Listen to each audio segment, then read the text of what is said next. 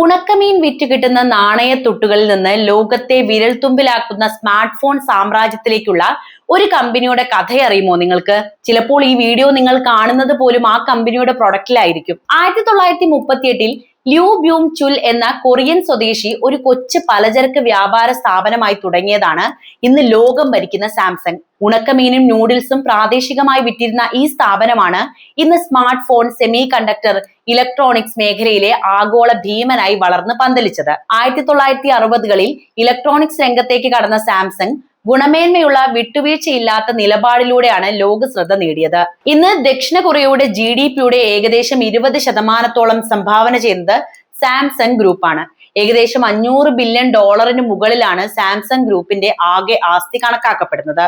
ഒരു സാധാരണ കച്ചവടക്കാരനിൽ നിന്ന് ലോകത്തിലെ ഏറ്റവും വലിയ സാങ്കേതിക വിദ്യാ നിർമ്മാതാക്കളിലേക്കുള്ള സാംസങ്ങിന്റെ വളർച്ച അത്ഭുതകരവും വളരെ പ്രചോദനപരവുമാണ്.